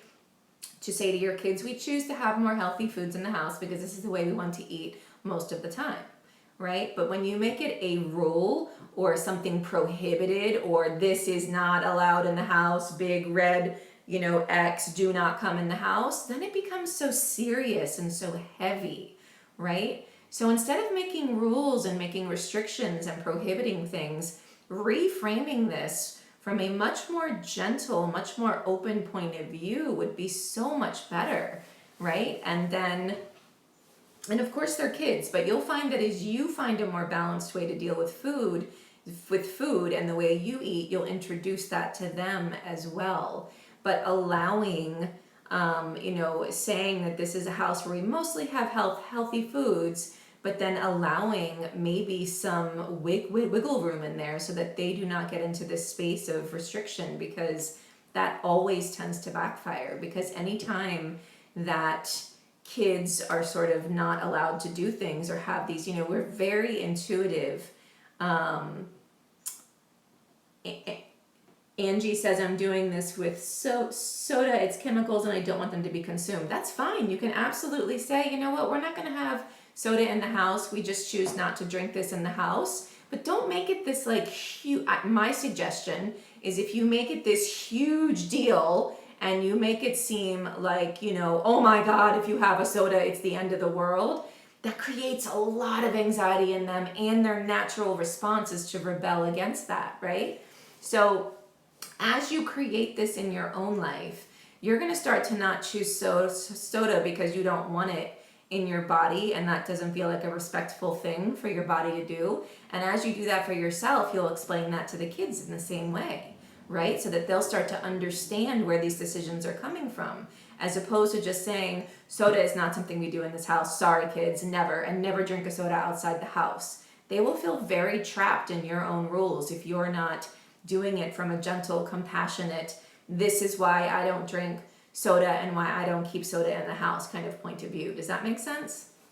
So it's really about reframing things so that it's not about rules, and it's not about restriction, and it's not about this is good, this is bad, this is right, this is wrong. It's more about these are the choices that we are making because we want to fuel ourselves in a healthy way. We want to feel our best. And then you can introduce different ways to introduce nutrition into their life in a way that makes sense, right? Like explain it to them in the same way that you explain it to yourself, right? Like don't becoming like the overbearing ruler of the house without giving them any power in their decisions with food really creates an atmosphere of fear and control and rebellion for everybody involved. So instead, make these decisions together and have discussions about them, and have discussions, very open, easy conversations about them. They'll feel the energy you bring to the conversation. If it's defensive and you have to do what I say kind of energy, they feel that, they get that, and then they feel very disempowered. If it's more like, here's what feels right for me, here's how I would like us to be here. My friend Gina from Skinny Taste does such a beautiful job with this, because she has, gosh, how old is her daughter now? Her youngest daughter is 8 or 9 now. And she's always talking to them about food, and always having her cook with her and talk about different kinds of food and try different kinds of food and talk about healthy foods in a really fun way and make food fun and interesting and engaging. They don't have soda in the house necessarily, but it's not something that's sort of banned or restricted because it's this evil thing. It's just sort of this easy understood thing, and not this sort of restrictive thing. It's like, these are the foods that, you know, nature provides and that make you feel your best, and here's fun ways to cook them together, and here's what I like to do, and here's how I like to eat. If you are open and honest about it and modeling in a way that makes them excited and makes them, you know, they feel that vibe from you, they will model that as well. But if you set up a house full of rules and restrictions and do's and don'ts and rights and wrongs, it's a whole different thing. So you can actually still not have the soda in a house, still not have the junk foods in the house, but the way you're presenting it and the way that it's being presented to the kids is a very different thing. Does that make sense? I hope.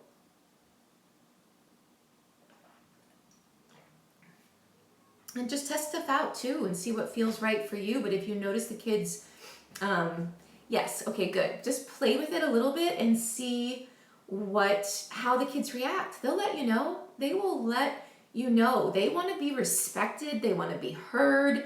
They want to feel like they have some power in their own lives. Now, of course, it's tricky, right? Because you're the parent and they're the kid, but they really just don't want to feel like someone is controlling them completely when it comes to food. And I can speak from very personal experience to that. And every time I would leave the house, I mean, I can tell you, my friends in the neighborhood where I lived, I would go to their house because frosted cereal was like banned. Like we couldn't even discuss frosted cereal. So I would go to my friend's house, and because it was such a no-no, and because it was like ingrained in my mind how bad it was, I would go to their house and I would eat 2 boxes of cereal. I would sit down and eat 2 boxes of cereal, one setting, because it'd be like, this might be my last chance to ever get frosted cereal. I don't know why mom bans this. It's freaking delicious, you know? Like, it set up that kind of mentality for me.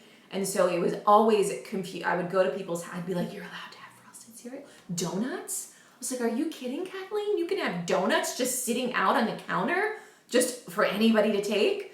I would eat the box of donuts because for me, this was unknown territory, and it becomes such a big deal when it's made a big deal about it. Whereas if it's like not that big of a deal and you're doing it from a more balanced, holistic point of view, then the kids have a relaxed attitude about it too, and they don't feel like they need to go to their friend's house and eat all the cereal because they feel so controlled, right? And my mom was doing the best that she could. Everybody's doing the best that they can. She wasn't trying to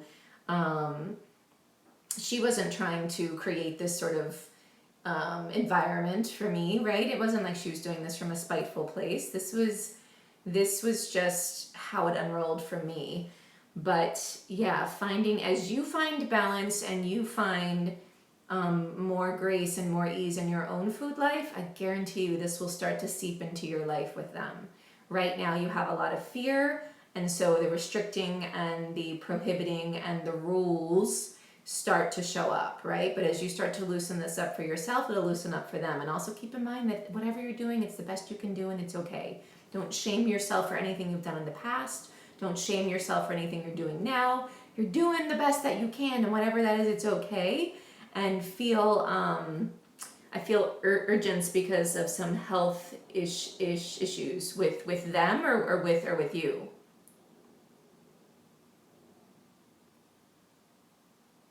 But regardless, the urgency is not going to help the health. The urgency is that anxiety is going to make things worse. The more you can be easy about it, experimental with it, open with it, then even better. Then the more you can be open with it and talk about it and be easy about it and think about making a plan together, right? If it's their health, well, then starting to make a plan together. Okay, guys, let's be a team. Let's be a food team. Let's think about what we want to do, how we want to approach food, how we can do this together, how we can create, make it fun, make it balanced, make it easy, and make it a joint, something you do together, right? Something that they get to feel like they have some say in their life and their health and their choices. And obviously there's the parent-kid thing going on, but if you're involving them and they get a say, it's a very different thing. Does that help? I don't have kids, so but I do have lots of friends with kids, and I do have a sister with a kid now. So I'm speaking from all the parents that I've talked to throughout the years, and again, Gina models this in such a beautiful way, because she creates an environment where food is fun and experimental, and it's not about the restrictions and the rules. It's about creating a food life that feels good for them. Same with you. Does that make sense? Yes, involve them more, exactly. Involve them more so they feel empowered. So they feel like they're getting a choice. So they feel like it's not just somebody laying down the laws for them and laying down the rules for them. And that's how it was for me. Like I had no say and no discussion about it. Like it wasn't like there was any sort of discussion. It was just sort of, this is how it is. And it created a lot of anxiety for me. And then, like I said, I would go to my friend's house and I would eat like a crazy person. It was pretty funny. So, it's okay. We're all doing the best that we can, but involving them. If I had, everybody, even kids, and you notice how they rebel against you when you try and control them. Everybody wants to feel empowered in their life, and having conversations with them, open conversations where everybody's getting to be involved and everybody's making choices, and having them even involved in the meal planning for the week. Gina does that as well. Her little girl is really loving to cook these days because Gina's involved her so much, and involving them in what they pick out for the week, like recipes you like cooking together, and they'll find recipes that they like, and that kind of thing. One that worked for my boys to discuss how different foods make them feel. They're pretty self-aware. Also do trials. Like for 1 week, we're going to try this and see how we all feel. Ooh, such a good idea, Beata. Thank you so much. Thank you so much. Wow, that is an awesome idea. I love that. I love that. So awesome. Love that idea. Perfect. We can just end with that. How can I help my daughter deal with emotions? The same way you deal with yours. Carla, exact same way. Whatever is working for you, and now you're starting to get some of these emotional tools, pass them on to her. Help her accept them. Help not make her wrong for them, right? She's probably making herself wrong for her emotional experiences, and she may be turning to food to deal with that. As you help her deal with the emotions, the food will naturally start to change. She turns to food every time. Great. So she can be doing this work with you at the same time. How old is she? She could watch some of these videos. You could totally share SSBL with her if she thinks that this would help her, if you think it would help her. And if not, you can share these tools with her. Here's how you can process emotions. Here, as you do this, it will help her as well. But you can absolutely share these videos with her and see if she responds to them and see if they make sense to her, because she wants tools to be able to emotionally support herself. You have to feel it to heal it, 100%. So having compassion for the feelings. Carla, go back to the 60-second self-care. I talk about processing emotions there, and I talk about it a lot more in summer session video 3. And of course, during this course, we're going to talk about it a lot. But try different things out with her and see what feels good for her. She needs to have compassion for her feelings, and she needs to allow herself to feel them so they move through her. Beata says, I hate dealing with my feelings, but I'm taking it one day at a time. Yeah, if you're here, you've probably been avoiding your feelings for a while.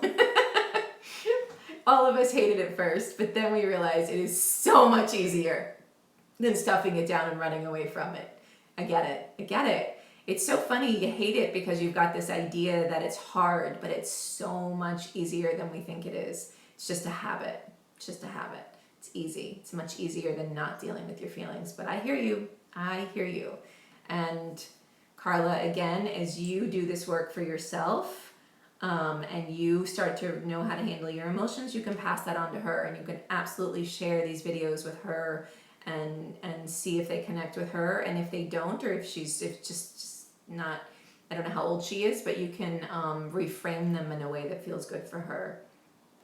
And look up, Louise Hay has a lot of books for kids. You might want to check out some of those. Wayne Dyer, who has 7 kids, also has a lot of books for kids. I don't know if she's a teenager, if she's a young girl, but some of those books might help as well. Does that make sense? I haven't heard from you in a while, but I'm going to assume it makes sense. Let me refresh the screen.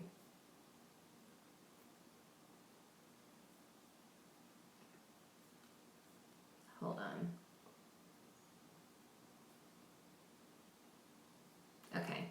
Okay, so Tammy and Susie also have some questions about the 60-second self-care. I'll answer these 2 questions and then we'll be done. Tammy says, I'm doing the 3-hour challenge today for 60-second self-care, but knowing an alarm is oh, I'm so glad you're here too. Okay, so Tammy says, I'm doing a 3-hour challenge today for 60-second self-care, but knowing that alarm is going to go off in the next few minutes is stressing me out. I know it isn't the intention of the exercise, but I think the timing is too frequent for me. I'll try again tomorrow. Yeah, really play with these things and see what feels right for you. And just having the phone vibrate is another good idea.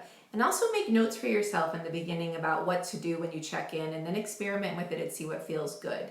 It's always just checking in with yourself mentally. Observe what's going on. Is my mind racing? Am I lost? What's going on? And you'll start to pick up the patterns in your life like Jen did here. It's perfect. Mentally, what's going on? Emotionally, how am I feeling? Physically, where is my body? Do I need to move? Do I need to breathe? Do I need to connect? Do I need to stretch? Whatever. It's just simple checking in with yourself and starting to raise your awareness around your patterns. That's it. We'll be doing this a lot more. We'll be really starting to get mental clarity, which is the next training we're going to do next. We'll really start to dig into that. But just starting to check in is such a big deal. And if it stresses you out, do it like every half hour and see how that feels. And pick an alarm that feels good, and tell yourself this is something you're doing for yourself, that this is good for you and that this is helping you, like reframe it in a way that it can feel better. You get to choose. And that's it. I think those are all the questions. Let me go through and make sure.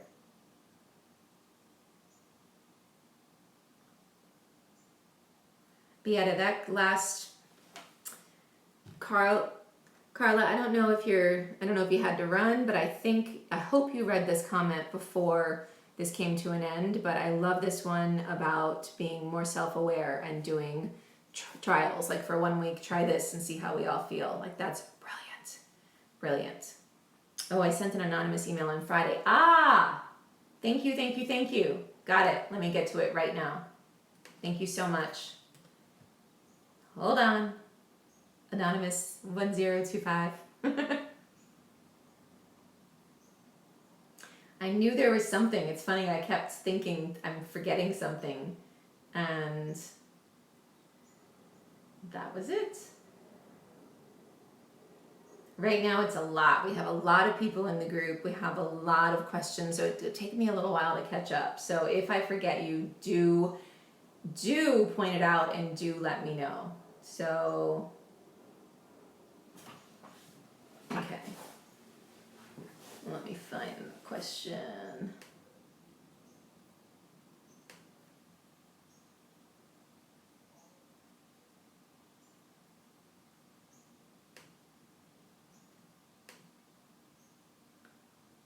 Oops, and there's another one here from Angie I need to answer too, so perfect.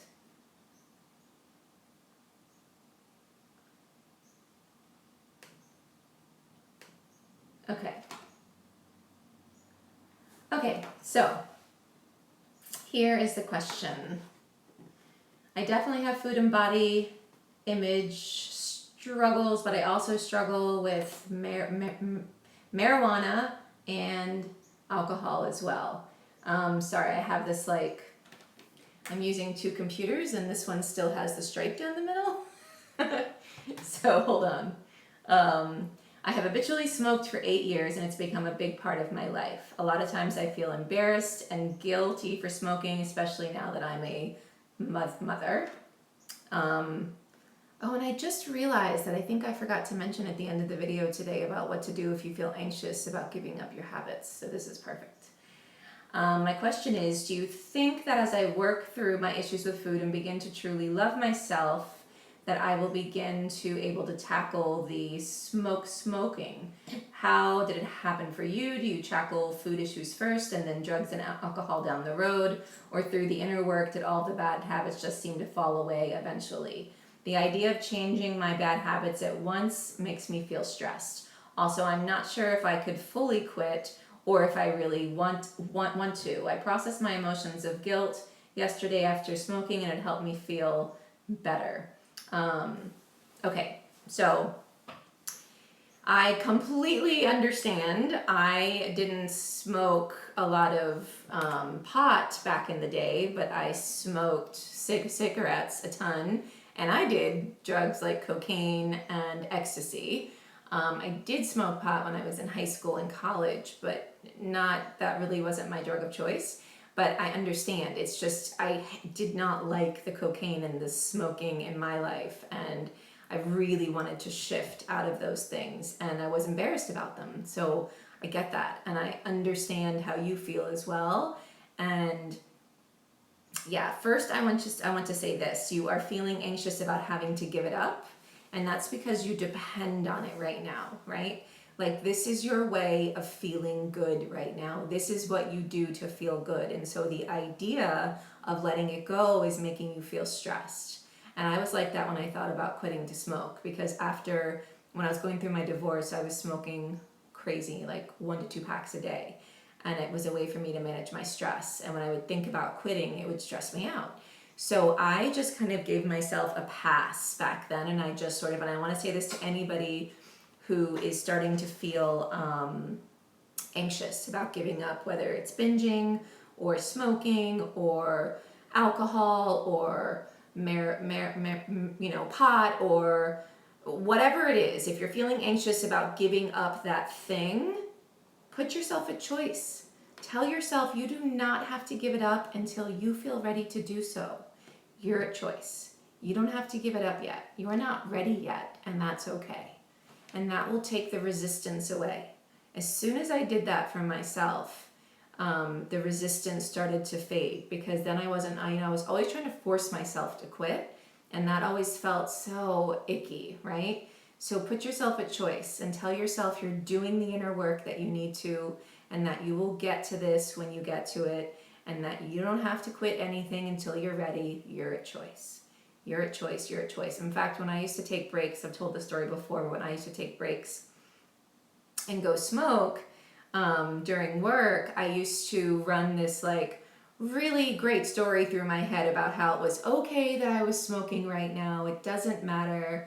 I'll give it up when I'm ready. Everything's fine. So instead of berating myself for doing the very behavior that I wanted to shift, I accepted it, and the resistance went way down, because then I wasn't forcing myself. So don't worry that it makes you feel anxious to give them all up at one time. Keep telling yourself you're a choice and you will do it when you're ready.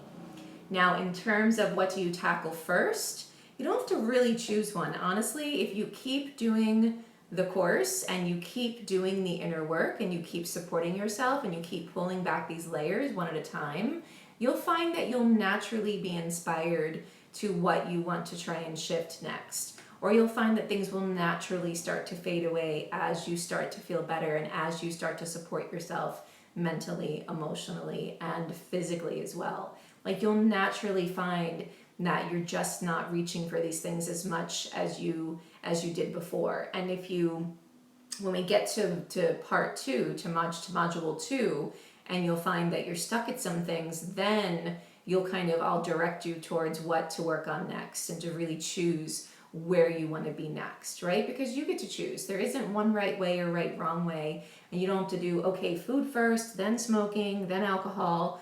But no. Just keep doing the inner work and keep supporting yourself and keep raising your awareness around the things in your life and the things that you do and sort of the ways you don't support yourself or the way, whatever it is. And then these things will start to unwind themselves in a very natural way. For me, I'm trying to even remember. Here's how it happened for me. So first for me, the drinking came first. I just started to feel better when I started my day off on the right foot and I started to support myself and I started to get excited about my life again. I felt better and I started to support myself emotionally, and I just didn't feel like drinking as much at night. And at first that felt really scary to me because that was just what I did. Drinking every night was what I did. And suddenly having all this time and this space to fill without drinking felt kind of scary. Like, who was I going to be if I wasn't the party girl? You know what I mean? I had a lot of friends that I would go out with and a lot of drinking buddies, and a lot of my life revolved around this drinking piece of my life. And I just started to choose to do other things. And I would start to choose just one night, I'm not going to drink tonight. I'm going to do this instead. And I remember Netflix. This was back in the day when we didn't stream movies online. And Netflix had it's funny how fast things shift. This was, I don't know, over a decade ago. But Netflix at the time, you would order things that you wanted to watch and they would ship you CDs in the mail. So Netflix and I were very close back then, and this is what I would do instead. I would order Netflix films, like 5 or 6 a week, and instead of going out and going out to a bar and getting drunk and starting down that whole slippery slide, because then the food would be next, right? For me, it was always drinking food, right? Or drinking drugs food or whatever. Like, it would all kind of slide together. And instead of doing that, I would have a Netflix film that I would be excited to go home and watch instead. And I would process whatever emotions of anxiety would come up. And I was still smoking at that point. So I just, the drinking came first for me. And then as the drinking stopped, then the smoking was next, because I started to feel better, and I just didn't feel good when I was smoking anymore.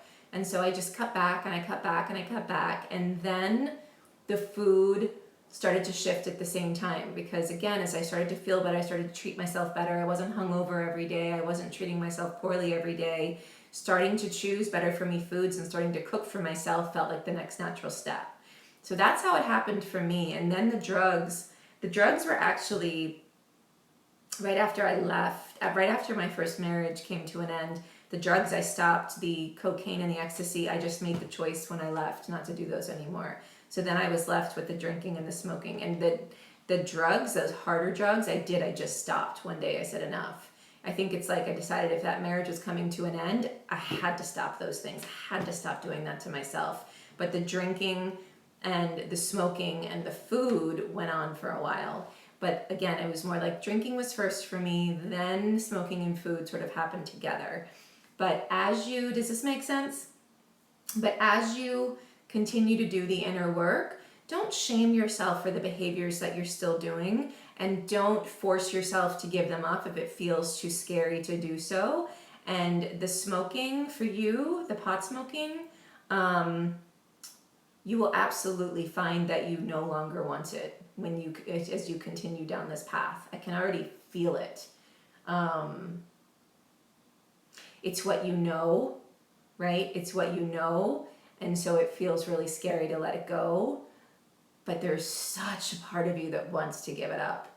I can feel it in this question from you, and so it is naturally going to start to go away as you start to support yourself and you start to show up in your life in a way where you won't need it. You will start to feel powerful enough and empowered enough to get your needs met without the pot. Does that make sense? Yes, I have the fear of who I will be if I don't smoke weed. It's been a part of my life for so long. People know me as a pot smoker. I totally hear you. And honestly, I had to shift some things in my life and some friends in my life because a lot of my life revolved around, for me, the drinking and the bar scene. And a lot of my friends at this point were a part of that life. And I'd given up a lot of people when my marriage came to an end. That kind of cut a certain amount of friends out of my life. But then I had this whole other group that I continued to go out with and drink with and do these destructive things with. And I had to shift that. And what was really important for me as I did that was to recognize, I would have that fear. I was like, who am I if I am not the party girl? If I'm not the girl going out to get drunk every night? If I'm not the girl getting wine I didn't even know who I was. And I would just tell myself, I don't have to know. I'll just be me without that. That doesn't have to define me. I can be me. And I would think of younger me. And I would just think of the things that I loved when I was young. And I loved reading. I loved fantasy books. I loved being out in nature. I just kept connecting to the younger me. And that idea that I didn't know who I would be just kept fading and kept fading. I just kept going towards the thing that felt exciting and nurturing and caring to me, right? And that will start to fade, but that fear is normal too. And when it comes up, that's a good time for you to talk yourself off that ledge and to be like, I'm going to still be me. Underneath all that weed and underneath all that pot, I'm still me. Doesn't matter. And you'll find what I had to be careful with was I decided I wasn't going to drink the way that I was. And, it just became a natural thing for me. I'm like, I don't want to feel that way. I don't want to feel that heaviness anymore. So just tonight, and I was always one night at a time, I'm not going to do that. And what I would do is I would be really careful when I would start to judge the people I used to go out with and drink with. Like my friends, I would notice when I would judge them for it because I decided it wasn't for me, and then I would judge them for it. And I'm like, that is so unfair. So I was really careful. I was like, if I noticed that I was judging them, I would realize I was judging myself. And I would switch it around and I'd say, it's okay if that's what they want to do. That's not what I want to do anymore. And I'm taking control of my own life and I'm letting them do what feels best for them. I don't need to judge them for what I was doing 1 week ago. But you'll find that as you do this inner work, you'll give it up and it'll be a very natural thing. And just it's so awesome that you're raising your awareness around this idea that you don't know who you'll be without the weed, right? Because that starts to open your mind up and you start to think about, well, who would I want to be, right? Just start asking that question. What if I didn't smoke weed? Who would I want to be, right? And for me, I always would think, I want to be happy. I want to be joyful. I want to feel capable. I want to feel like life is full of possibilities instead of me I literally used to feel like I was barely hanging on, just surviving and hardly even at all. Because when you're hungover every single day, you don't feel good. You don't feel inspired. I just wanted to be happy. And I wanted to feel like I had a life that was meaningful to me. And that's when I realized I wanted to start working with clients. And I wanted to start giving back once I got into a good space. But I knew I had to take care of myself first, right? So those gentle ideas of who would I be without this? What do I want to be, And that will start to unwind itself. And the more you again, have compassion for yourself, and the more you don't make yourself wrong for whatever you're doing the best you can. And it's okay. This is just your way of taking care of yourself, and you will unwind it and you will absolutely quit, because I can feel it. I can feel it. As much as you're scared to let it go, you also are really ready to move past it. And having compassion for yourself while you continue to do it is important. Accepting yourself, accepting your past, accepting all of this, and then starting to think about, who would I be instead? What if I didn't have this? What would that feel like? Does that make sense? And I get it, feeling embarrassed and feeling, if you told me back then that I'd be sitting here on live video, telling people about my days of doing cocaine, I would have said, you're crazy. And my days of drinking, never in a million years. Like, I had so much shame and guilt for what I did, but I kept softening it, and I kept coming back to a place of, it's okay, Heather. You're doing the best you can, and it's okay. Continue to do this inner work. Continue to support yourself, and know that you can become whatever it is you want to become, and you can build a life that feels good for you. It's okay. It's okay. So yes, smoking pot, drinking too much, eating too much, binge eating, working to all of these things as we start to support ourselves and as we start to practice these things. And just do it one night at a time. Do you know what I mean? Like, one night you might decide, okay, instead of smoking pot, tonight I'm going to try processing my emotions in a different way. Tonight I'm going to try a night without pot. Just see what it feels like, right? Just see what it feels like. Experiment and see. You might, as you start to do the inner work and you start to raise your consciousness and you start to find more joy in your daily life, you'll get to a point, this is what it was for me too, where the drinking was bringing me down. Like, I was starting to learn how to make myself feel good, and the drinking and the after effects of drinking was bringing me down. Right now, pot is getting you to feel better. Once you're making yourself feel better, that desire for it will start to sort of fade as well. Does that make sense? I think so. Okay. One more question that I forgot to answer last week, and it's a good one. Angie says, so I'm a very emotional person. I will cry in situations that cannot control, like when I'm really angry, frustrated. The problem is there, and sometimes in public. How can I acknowledge these feelings before the tears so I don't embarrass myself? Good. I'm glad that helped. Okay, so Angie, I love this question because I didn't mention this yet, and it's good for me to bring it up now. So oftentimes we will have a strong emotional response in a situation where it's not appropriate or we feel embarrassed to respond in that emotional way. So you could be in a meeting in work and suddenly you get hit by this wave of emotions and you're like, oh my God, I'm gonna break down. Your boss says something and it triggers you and you feel like you're gonna cry or whatever, or you're at a friend's house or you're out at dinner with colleagues or whatever, right? So I want to teach you a really simple trick that you can use to help you in this situation. So when that comes up, and this doesn't take any time, and you do this internally so nobody else knows, just make a mental note to yourself. Okay, there's something here for me to process. I'm going to shelf this and I'm going to take care of this tonight.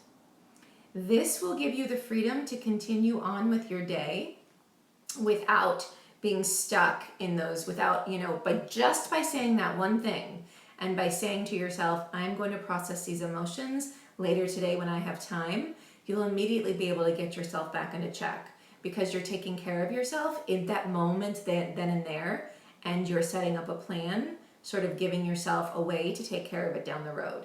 So it's like you're not ignoring it, right? But you're saying, whoop, this isn't the time.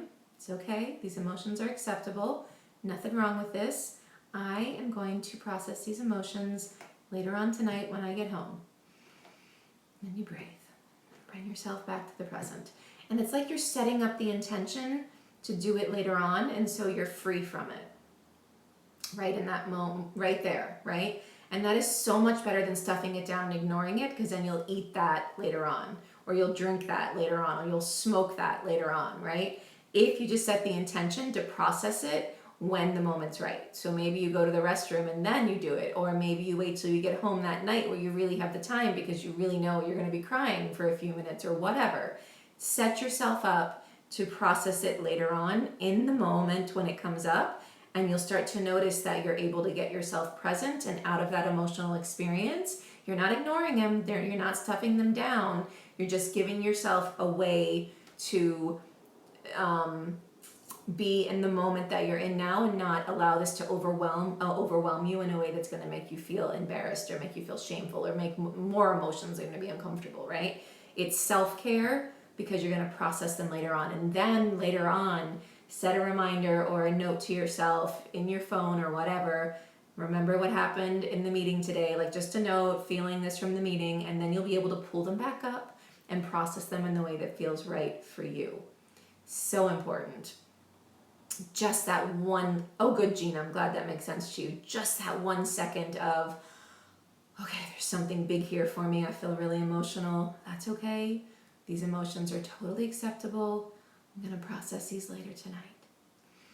Big breath, shift back into a better feeling place. You'll feel like you're taking care of yourself right then and there. Right then and there. This is awesome, right? This is able to take care of yourself, and then later on you process the emotions, and it makes such a big difference in your life. I accidentally used this coping method on Friday dealing with my son's minor car accident. I think hearing you repeat this method finally made its way into my consciousness. Yeah, sometimes, you guys, I'll say things again and again and again and again because you just don't hear it for whatever reason, because your awareness isn't, you're not able to pick it up yet. Your consciousness will filter whatever you're not ready to hear yet, and that's okay. And that's why I always pass on. Later on, I'll do a bunch of, I'll do a video with recommended books and the teachers that have helped me, because sometimes you just need to hear the same thing from somebody else, and then it'll hit you the right way. So hearing it lots of times, lots of different ways is a good thing. You'll pick it up. You'll hear things when you need to. Always assume you're picking up what you need to. So that's it. I think I've finally gotten to the end of the questions. I'll answer more on Friday, of course, but I think that's it for today. Let me see if anything else came through.